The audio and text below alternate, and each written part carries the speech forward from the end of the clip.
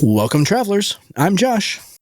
And I'm Lewanika, and this is Tabletop Journeys, where we will be your not so humble guides on the quest for RPG adventures.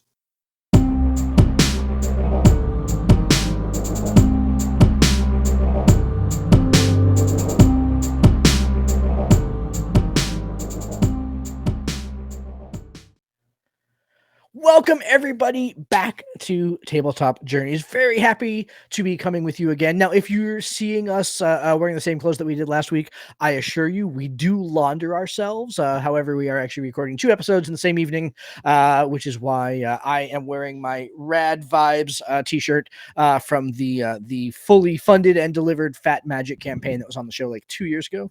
Happy to hear that Shane and Hannah were able to go ahead and get that done. Very excited to be reading through Fat Magic, and joined as always by my illustrious co-host, Mr. Lewanika Miller. Mr. Miller, how are things in the 45 minutes since we last recorded? Things are wonderful. I'm in my slate gray, mostly because I did not have time to go and get a genre shirt on today because I was building the recording space in the moments before recording tonight. So, but I like to think of slate gray as being special for one reason.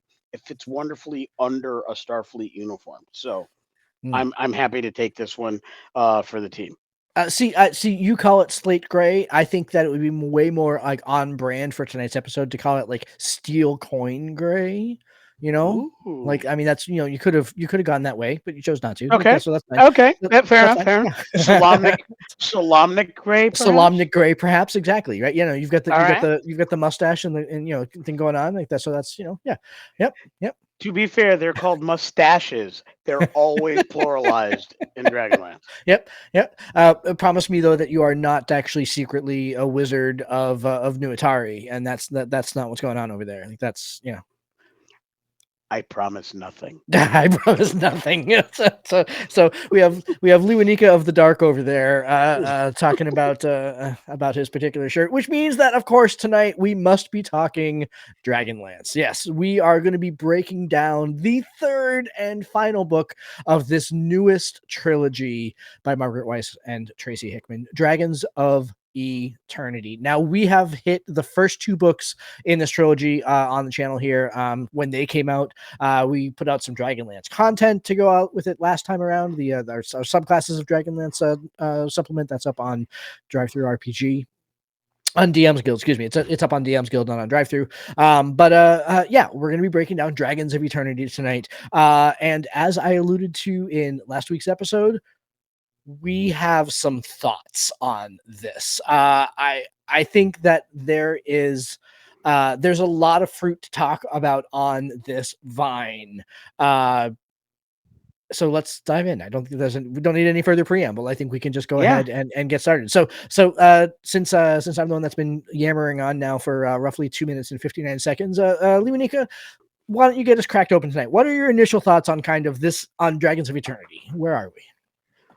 I thought Dragons of Eternity was a great bookend for this trilogy, the Dragonlance Destinies.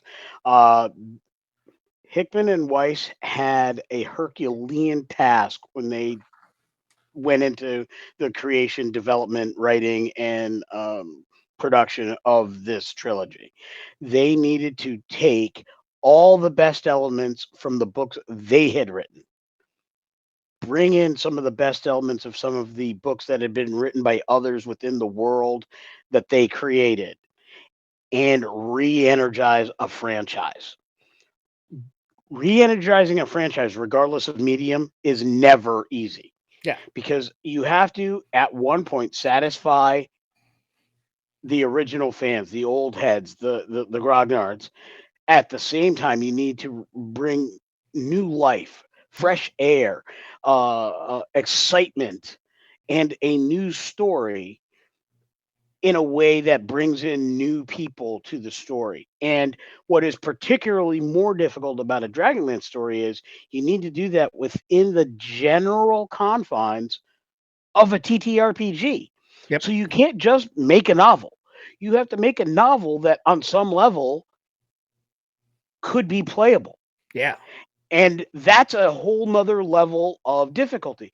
So Yeah. you literally have all these competing or conjoining challenges to bring this together. Yeah. And add to that hundreds of Dragonlance novels Yeah. and years of Yeah. successes Yeah. and quite a few failures by other folks, not Hickman and Weiss, if you take my humble opinion.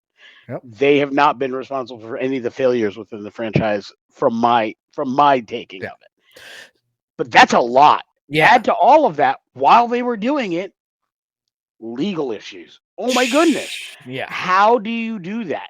Yeah. How do you do that? Basically, they had to keep writing on spec, hoping the legal issues would Would land their resolve favor. themselves. Yeah. Yeah. Yeah. And they did. So wonderful that we were able to get this. But there was a time where we didn't think we were going to get Yeah. this. And Yep. wow. Boy, Wow. we were all sad about that.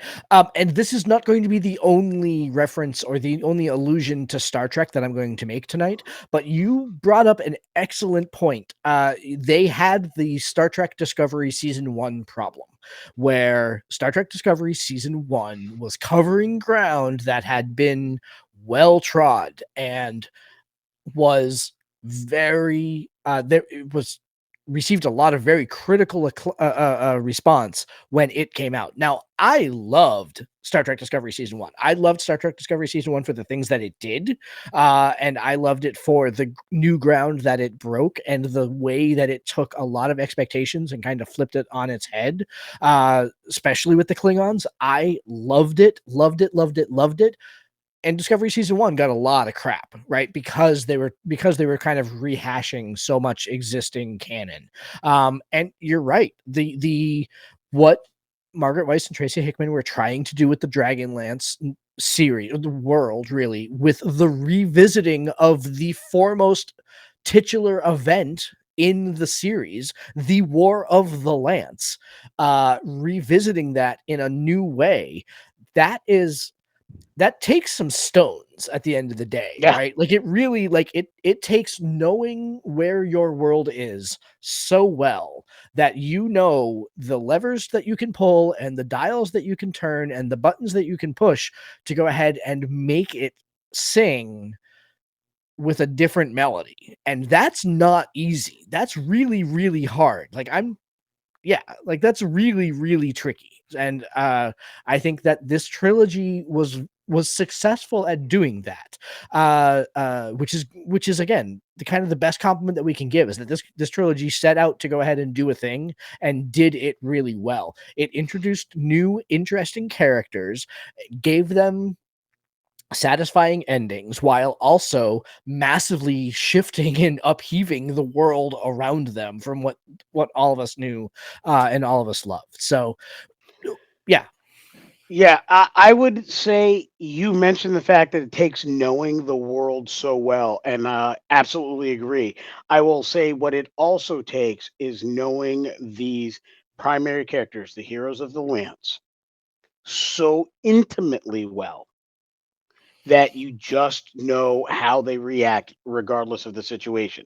So as you're writing, a new situation crops up, I know exactly how this character is going to react. I know exactly how that character is going to react. And I don't think I'm giving away anything great or unknown. I've heard the pair of authors here speak on it on other shows, specifically on Sergio's show when he had an interview with them, that clearly Tracy Hickman has characters that are his point of view characters that he writes, and Margaret Weiss has point of view characters that are hers that she writes. I'm thinking specifically of Raceland, my Yep. number one character, right? Sure. So whenever you're reading Raceland's voice, the reason why it sounds so internally consistent, as long as Hickman and Weiss are writing the novel, is because that is almost exclusively Margaret Weiss writing it, Yep. right? And I think their ability to maintain the voice of each individual character, regardless of situation, is essential to keeping us old grognards. When I read any of those characters, all the ones I loved, all the ones I thought were cool, the ones that I kind of said, okay, they're there, but at least they're the same, that became even more cool because they were there and they were just like I remember them from the books. Josh has a single character that he's not terribly fond of. I'm sure we'll get to that. But but I don't think it's he, even really a surprise to anybody out there. If it, like that's yeah, yeah, I don't think but that that's like a hot take.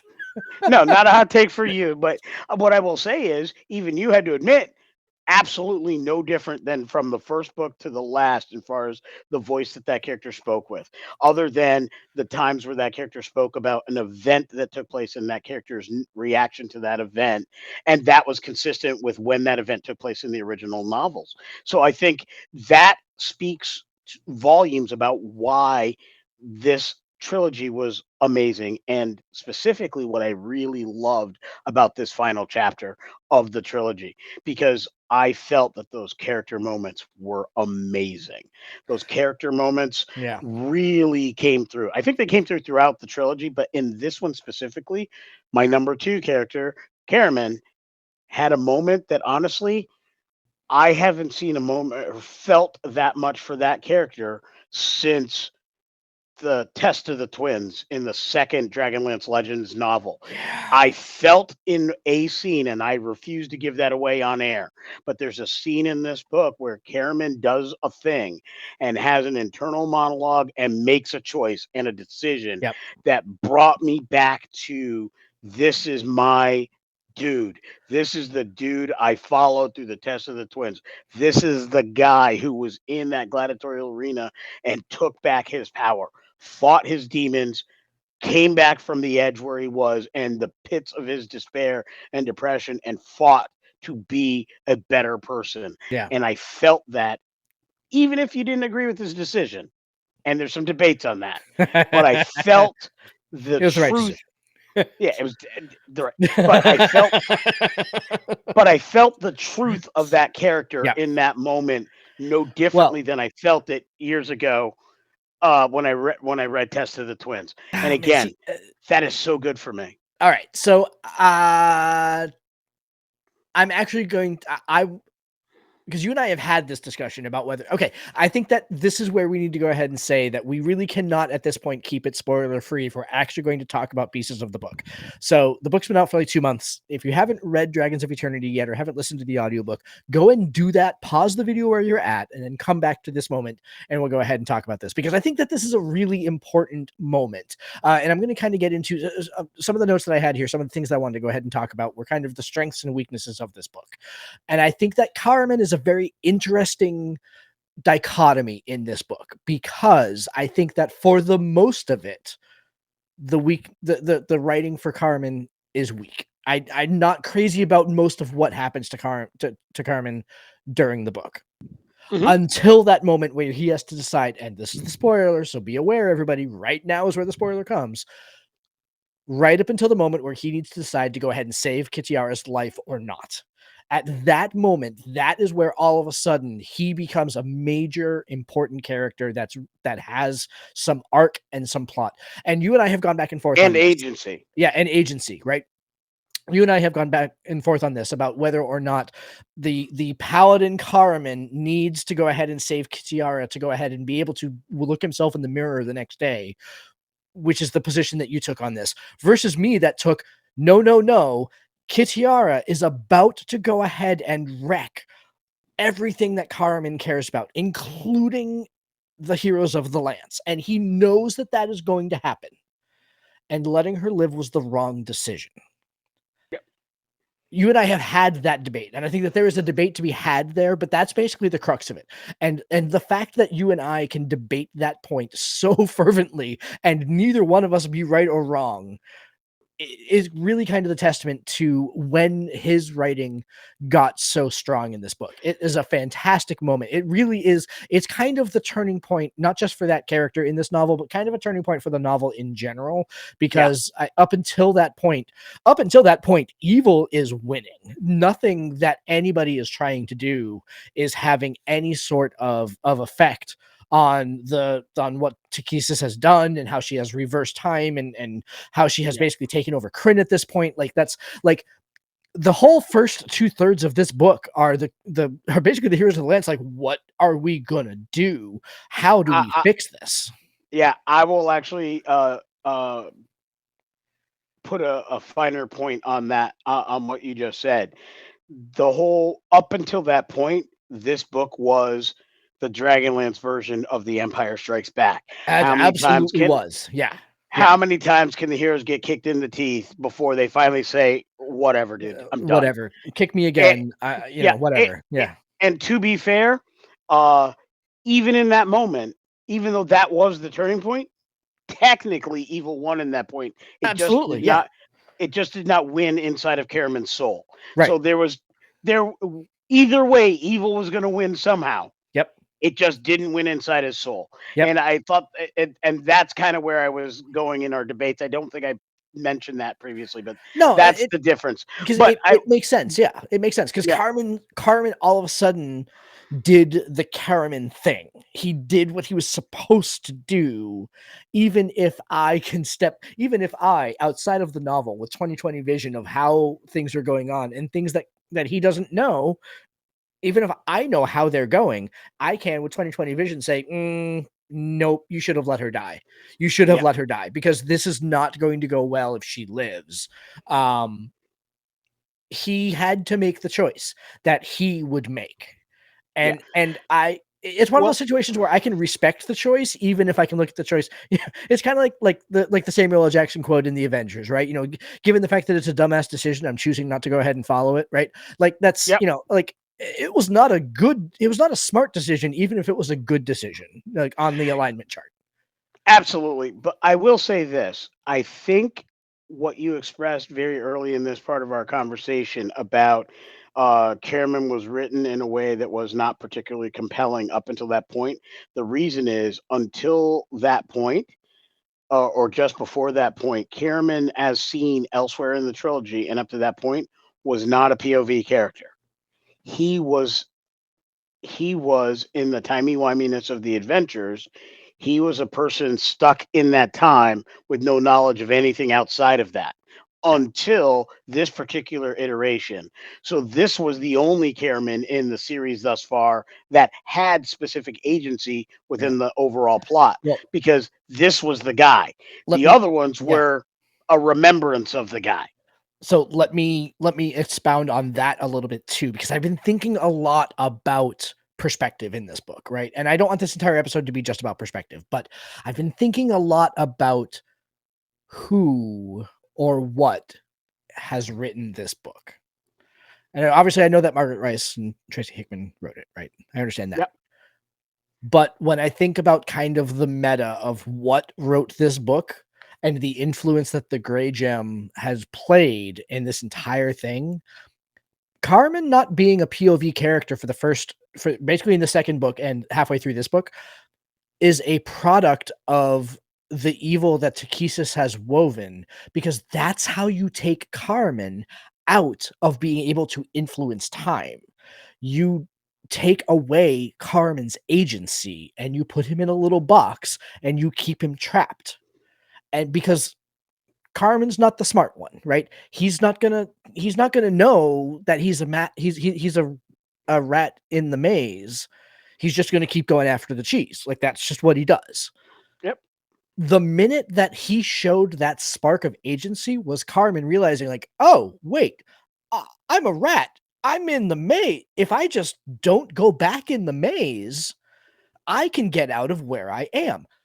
Now he's a POV character, and that's how he broke Takesis' spell. And that's what happens time and time again throughout this book, is that little cracks appear in the weave that Takesis has woven around Kryn.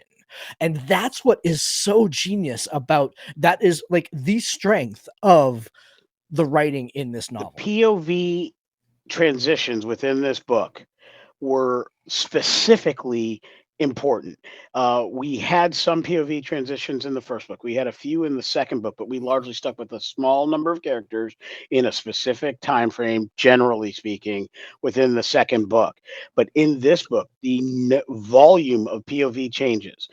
We even had a POV villain have a chapter in this book, and not Kitiara, mind you, though she had one also.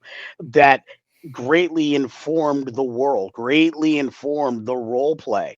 And I think those POV choices that Hickman and Weiss made really did a great job of moving the plot forward and bringing us in to care about what's happening.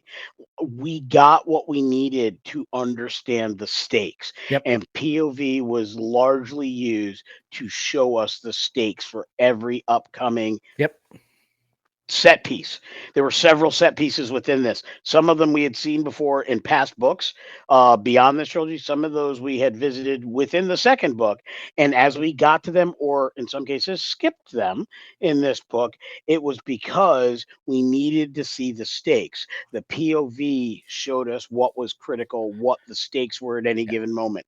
The injuries, the deaths, the saves, the non-saves. The Yep. POVs that we had were so critical to understanding what was going on. Yeah. Even the big one with the deities towards the end Oh, uh, that was was yeah.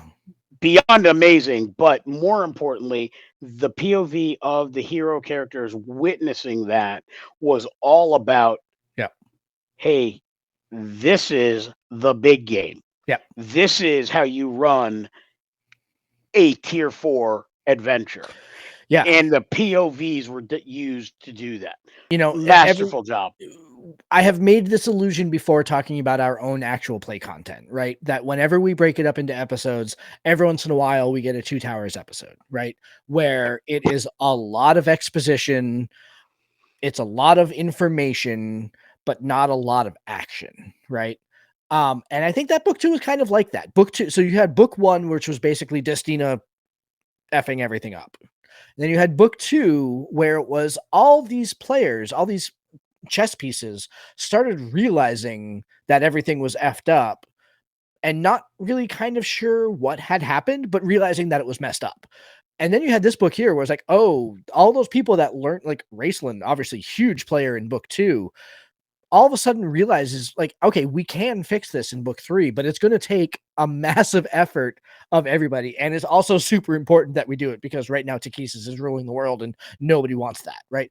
So I think that, yeah, the second book may have been a lot of exposition, a lot of players learning things, but it was so super critical in order for us to go ahead and get where we are here. Um, you know, so yeah, I think that's really kind of the strength of where this writing was, is how it kind of each player kind of chipped away at their own piece of the puzzle, and then once they had kind of broken down their own pieces enough, then they could go ahead and focus on righting the wrong, on writing what was incorrect with the world. Now, here's where I'm going to go ahead and say, okay, sure, but there was something that kind of kept nagging at me the entire time. And you and I talked about this on the phone earlier today. And this is the big spoiler secret. I am not a Tasselhoff Burfoot fan. Like he is not my favorite character. I appreciate on some level the reason why he's there. He annoyed me in book 2 a lot. He continued to annoy me in book 3. And here's the thing that annoyed me more. And I thought that you had a particularly interesting take on this when we were talking earlier today, but I think that Tasselhoff being Tasselhoff exposed Flint Fireforge is an idiot, right? Because there's no reason why anybody, even like Flint, kind of continued to go ahead and write off that, oh, it's just Tasselhoff being Tasselhoff and he's talking in backwards and everything like that. If Flint had actually just sat down and thought for a second about the actual things that Tasselhoff was saying, because Tasselhoff was not making any secret about what has happened, right? He was like coming right out and saying, oh yeah, no, we're back in time and we're from the future and we're back in time because time got messed up and we're here to fix it. The fact that Flint continues to just write him off as like, oh, the Kender's being blah, is such a weakness in Flint's character. It is almost inexcusable, because it just makes him seem like I'm actually kind of not sure what purpose that served other than to have Tasselhoff in the story. Like that really just kind of seemed like the only thing that was that's the only reason why that was there. Because otherwise I'm not sure really what Tasselhoff's point was in this, other than to go ahead and frustrate Flint and tell everybody the plot that Flint wasn't going to listen to anyway. So yeah, that didn't settle right with me. and I also think kind of like tangentially to that, the other kind of thing that struck me as weird, and I appreciate when you told me earlier because you reminded me that this appeared on page in another book, and that's probably why it doesn't show up here. But it's the Chekhov's gun situation, right? In book 2, they make this big deal about Tasselhoff running into the Tinker Gnomes with their explosive Dragonlance that had broken down because of the Chaos Gem, and kind of having to get it fixed and everything like that so it could go and see Omalatus and blah blah blah. The fact that that battle happened off camera was a mistake. Like, you're gonna have this gigantic battle with Takesis, and you can't dedicate a chapter to the battle at Imolatus's camp and how that has changed, because we know that it can't have been exactly the same because of Tasselhoff's influence and because of the chaos, the Gray Gem, and everything like that. So it needed. I felt like it should have been there, even though I appreciate the fact that you're probably right that the reason why it wasn't there is because it was on page in another book and maybe it didn't change so significantly. Yeah, so I lean back heavily on my Doctor Who sensibilities. There are fixed points. It doesn't matter the minutia what takes place as long as the broad strokes are there. The river of time will flow, and it will cover that as long as all the pieces are in the right place, right? You just have to get the pieces there, and they're there. Bear in mind that before any of the Heroes of the Lance went back, the gnomes and Uncle Trapspringer blew up in Melodus's camp with the thing they called the Dragonlances originally. In book 2, the heroes mess that up, but somehow or another, Tass is there. Something they do gets it going again, and the gnomes, with the thing they call the Dragonlances, and Uncle Trapspringer blow up in Melodus's camp just like before. The details and nuances slightly different, but it still happens. They chose not to do that in book 3 because what was critically different, what changed in book 3 was Immolatus's conversation with Takesis, the thing we didn't see in book 2. So what we got in this trilogy were the changes versus what happened in the past or what happened in previous books, whether ancient books or book 2 to book 3. We caught the changes from each scene. We got in book 2 um bad guys coming to do a thing with a couple key characters in book 2. This time we didn't see that again. We saw what happened when the bad guys were returning and telling many good guys, lesser good guys, what they did the last time around.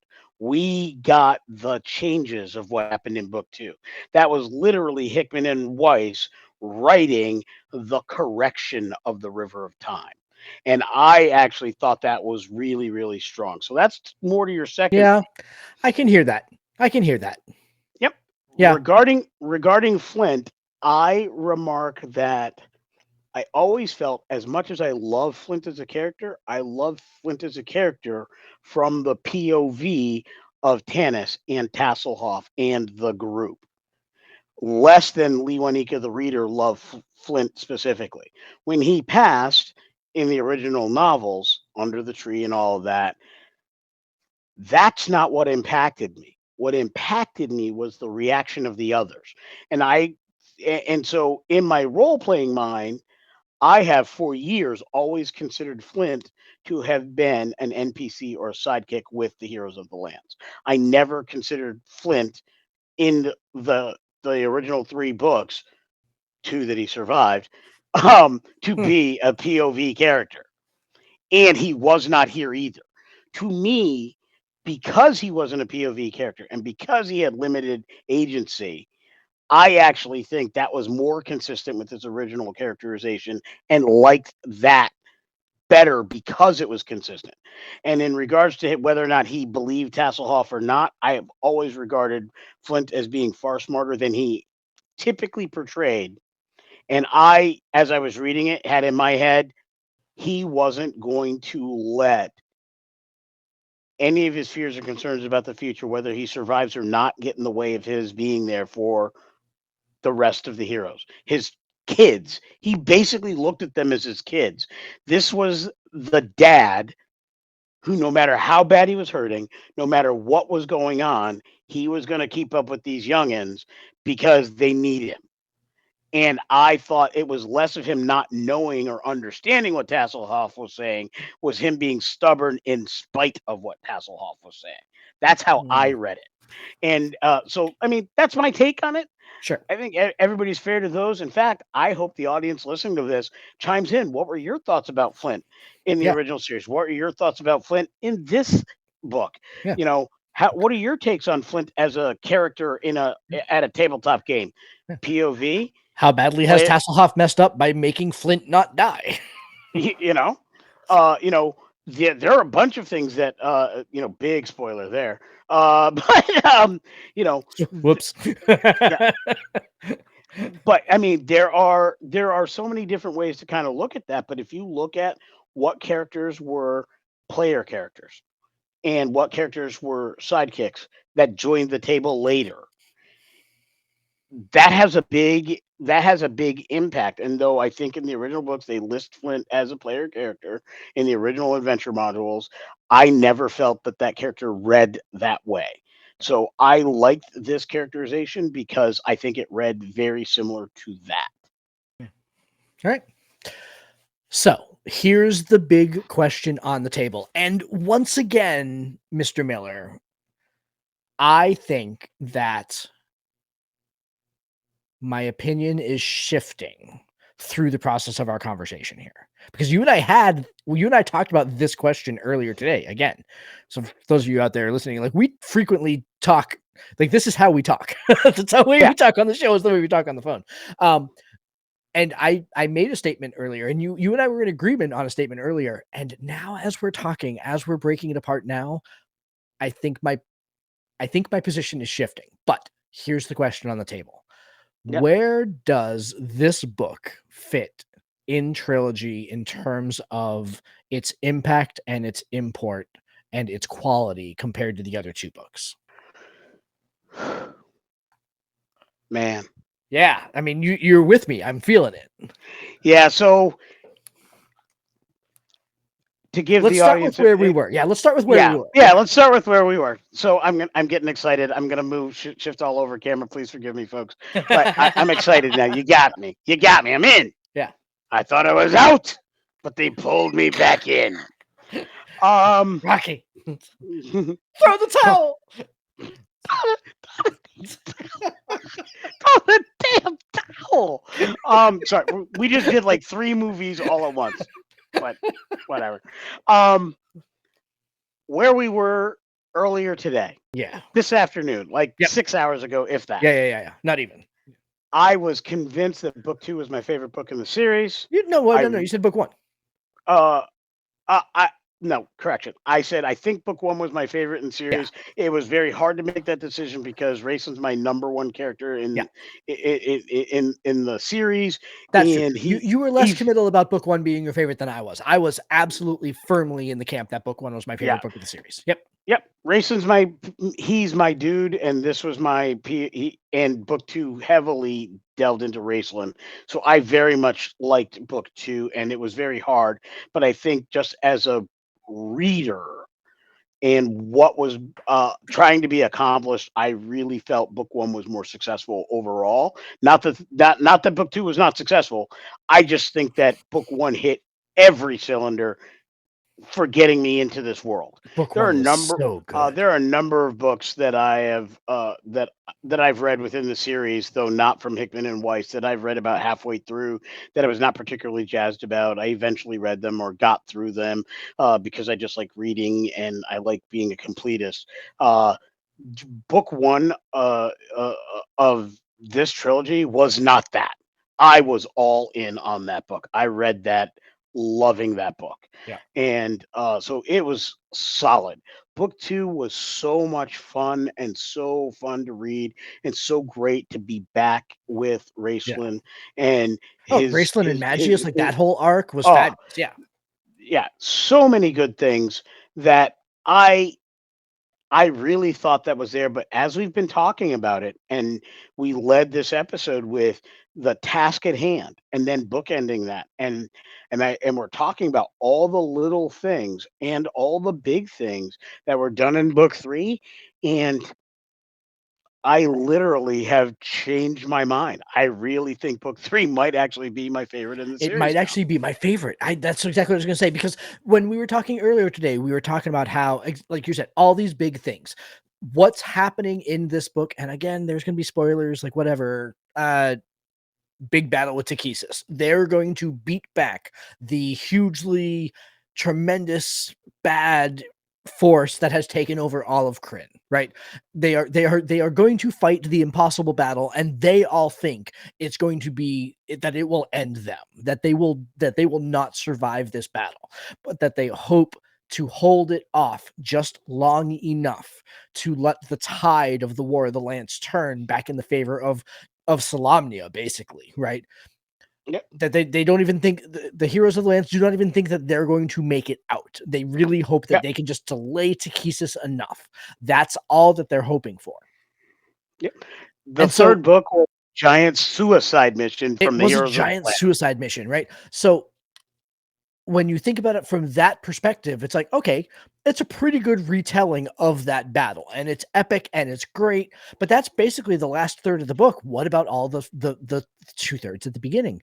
And the more that you and I have been talking, we start talking about how, like, no, each player is just really inching their pieces along the board. Their own personal threads are weaving together to make this rope that is strong enough to pull Dragonlance from the abyss that it is currently floating over. And there is a magic in the ability to go ahead and do that. I the more and more that I think the more and more that I'm thinking, the more I'm realizing that this book is stronger than I thought it was. You know, like Yeah. that's really, I think that's kind of the best thing I can say, is that the more we talk about it, the more we're finding things to talk about. You know, Yeah. the stronger this book is than we gave it credit for, I think, the first time around. I will say this. I have in my life never been part of a book club per se. Yeah. And there are tons of them, all kinds, right? And it dawned on me as we've had our discussion tonight that um, I now see the strength in those. By sitting down with you and talking about this book in particular, Yeah. how it relates to other books that we've previously reviewed and other books that we've read, and our history with these novels and our history with these characters, it dawned on me that having a detailed discussion about the book we both read and loved has increased our love for it. There's something to be said about watch parties. There's a reason why back in the day I used to gather everybody on Friday nights at my place in Portland to watch to watch Farscape together, or on Wednesday nights to watch Babylon 5, or Thursday nights when we were in Augusta to Yep. watch Smallville. Yep. Why I occasionally show up on Michael Ross's Smallville podcast, Farm to Fable. There's a reason why these things are so good. Whether you're talking about the one that the two folks from Enterprise do for Star Trek, when you can gather with friends and or like-minded folks who love a thing and talk about it critically, Yeah. all the good and all the bad, it really does increase your Yeah. love of the thing. I fully expected that I was going to come to this episode and I was just going to lay this salami on the table that said, this book, the big flaw of this book was that for the first half, it was repeating all of the sins that we found in Picard season 3. It was fan service. They were just bringing back all the same tired heroes doing the same tired hero thing. Really nothing exciting. And I'm realizing now that I was wrong. I'm wrong. Like, that's not what this was. And I'm realizing, it's as I'm thinking about it, when we were talking about Carmen specifically, right? The way that they took these characters who had been basically also trapped by the gray gem. And I mean, they Wizard of Oz them, they took them out of their Yep. black and white world and they brought them back into full color. because that was the characters getting out of the influence of the Grey Gem. And then ultimately the Grey Gem wound up being the thing that it took to go ahead and basically stop the assassin there from Yeah. basically messing up the War of the Lance again, right? But like, you know, that's what it took. Yeah. That's what it Yep. took. And it's way better than I actually thought that it was. So, you know, And on an entirely different level than the novel itself, which is what we're talking about right here. We've talked about the novel. We both really gone into a lot of detail. A few more spoilers than we originally planned. Sorry, maybe. but but I but separate from our love of the book and just as readers of books, what it does for Dragonlance as a role playing property, as a campaign world, I think this entire trilogy has done more for Dragonlance as a role playing environment than probably any other series Hickman and Weiss have actually put pen to paper on. This is the book, and specifically this book here is the book that opened up Krynn. Uh, Without giving the spoiler, I want people to read the last parts of that book. There's two gods that end up having a moment that the heroes of the Lance get to witness. Not going to tell you what that is, but at the end of that, it has opened up whole swaths of adventure. Yeah. Whole new character groups can now be player characters Yep. as a result of that chapter. There's As a a labyrinth result of of those possibilities actions. here. Yeah. There's a Yeah, labyrinth of possibilities. absolutely. The care and volume of one of the characters in this book, Cairn, and the ability and the detail that they talk about the ascetic monks of Palanthas, and the character Destina and what she was able to do within the Knights of Solamnia, and was amazing for role play. Please read it. But they have opened the floodgates Yeah. for all the things you hear about. Well, Dragonlance doesn't allow this. Dragonlance doesn't allow that. It's a product of its time. It's a this or it's a that. Please understand. Read this trilogy. Yep. Read this book, and understand that many, if not all, of those things that were previously discussed are gone now. Yeah. This book corrected. It righted the ship for role players to open up a modern game for these classic characters. Right. I am going to throw one quibble out, and that's about what Destina's arc, how it closes. I think that, and I know we're trying to be spoiler free here, so just like read the book. I think they took the easy answer with Destina. I think they got to the last chapter and said, "Oh crap! Wait, Destina still doesn't have a place to live. Let's do this." I can see you taking that thought, but I also saw that as that's how they open up the role playing world. But Destina doesn't deserve. Destina doesn't deserve that. She doesn't. She did. This entire thing happened because of her. Absolutely. But there's a moment, and I'm going to see if I can do this, and I may or may not be successful in doing this spoiler free, but I'm hoping Josh gets it. You mentioned it earlier. There's a moment where the Grey Gem becomes critical to the big event towards the end of the book. You left out who beat the Grey Gem in that moment. And for that, I would say you're wrong. And I would also say, again, because it is not her doing the thing, it is her teaching and helping other young women do a thing. And in the end, that makes the difference. And I think that is both opening up the end as well as a bit of a redemptive arc. Now, if somebody wants to argue there's a little Mary Sue-ish going on there, maybe It's a little bit. I'm not gonna. It's a little Peggy Sue. Yeah. Mary Sue. I'm not gonna. Peggy Sue got married. Mary Sue just won. But at the end of the day, it's a Nicolas Cage movie. Oddly, I liked it. There weren't bees involved, so it was good. But that's for those keeping count. I think we just hit another 2 or 3 movies in there. We're getting punchy.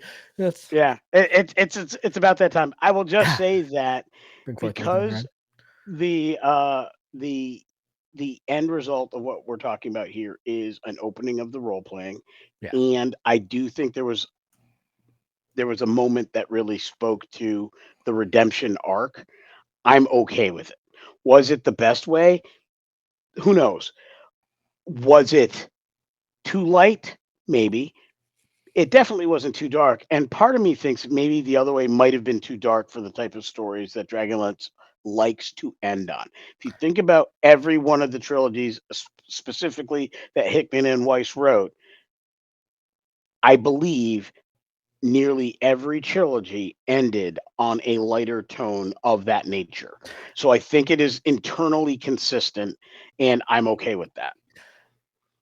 I think it would have been way better to have Destina have learned her lesson, have embraced who she had become, who she actually was in life without her father and without her mother and without her wealth and without her everything, but with person, with her lobster, Mhm.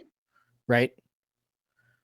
And that they go off, they live together in happiness and in whatever Cairn can provide on his aesthetic salary, maybe Destina picks, whatever, right? But they are happy. They are Mhm. they have removed the darkness from their lives with each other. Yep.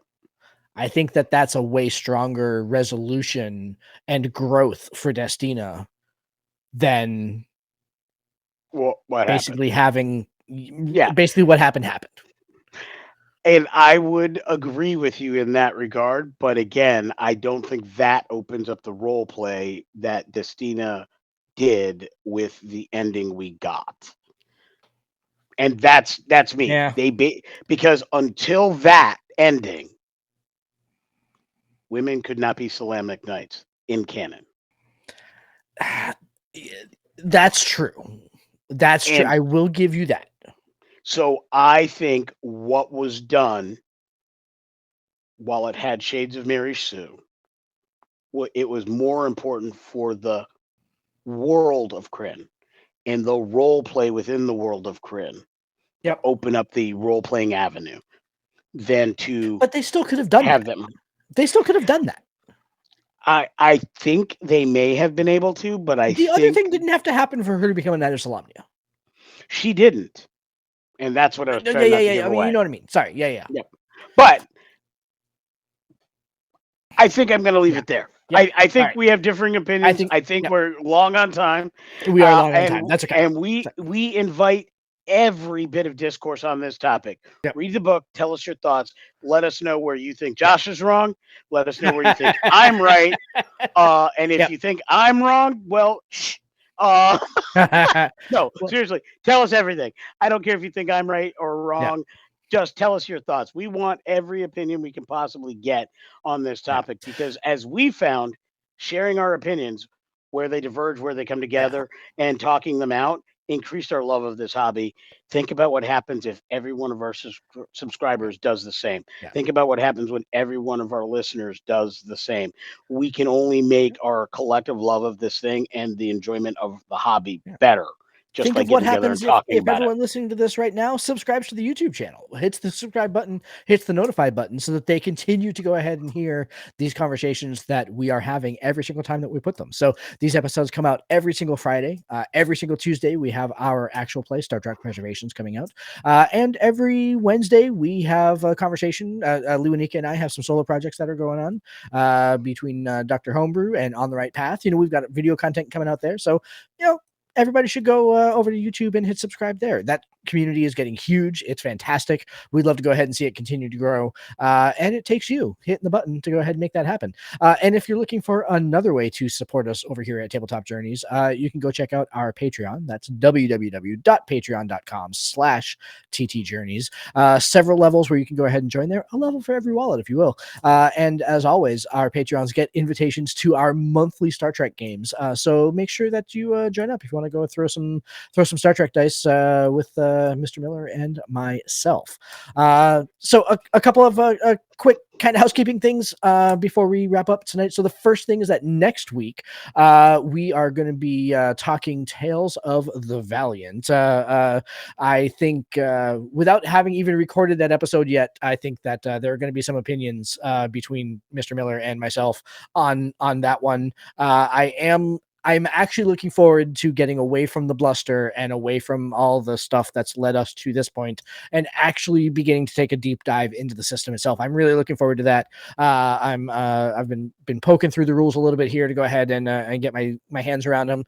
There's some really, really good stuff in there. So I'm really interested to go ahead and be cracking into that. And then after that, you may find it odd that we are not talking about the 2024 Dungeons and Dragons Player's Handbook that just came out. But there's a really good reason for that. We have got some other stuff coming up instead. Lewanika, why don't you go ahead and crack a lack here? What are we going to be doing instead of talking about the Player's Handbook?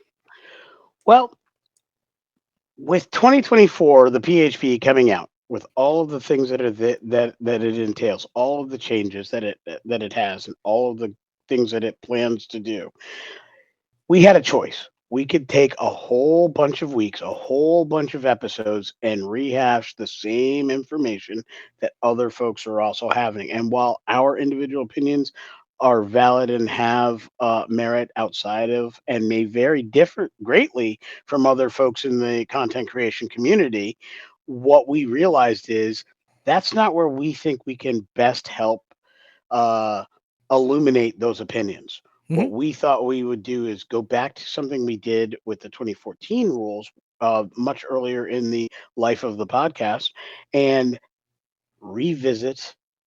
Wait, do you hear it? Those are drum beats. The drum beats of class warfare. That's right. We're getting back into it, everybody. Yeah. So what we're going to do with the 2024 rules is pretty much what we did with the 2014 rules. We're going to take each individual class. We're going to talk about what's going on with those classes, what we like, and all the bells and whistles by class. But we're also going to have an actual play where we're going to invite some very good friends. Our podcast family is going to join us. One of us will run a scenario, and the rest of us will play each of the subclasses. So this is going to be a big one. This is going to be a big one. This is going to be. Every class has 4 subclasses. So 4 people from our podcast family are going to play the 4 subclasses. One person from our podcast family is going to run a scenario, and we're going to hit it one class after another. And we're going to get that started here very soon. I am so excited. We have actually nailed down who the cast is going to be for these class warfare episodes. And boy alive, have I been waiting. I've been sitting here like an anxious kid on Christmas to be able to go ahead and reveal this to y'all. So obviously Lewanika and myself will take up 2. So there are 5 slots total, right? Because you get 1 storyteller, 4 subclasses.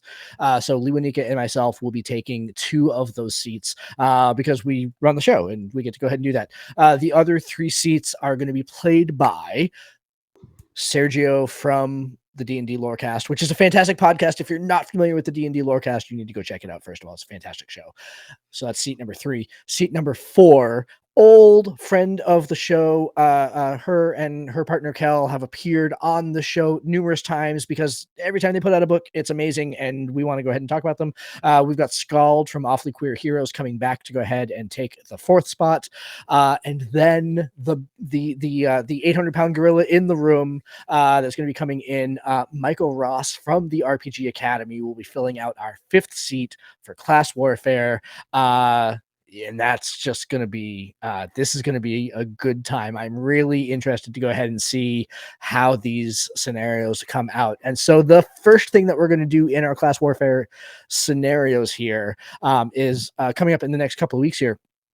We are going to basically fantasy football style draft all of the slots. So we will know before we record any of the episodes who the storyteller is going to be for every episode and who is playing the 4 subclasses for each episode also.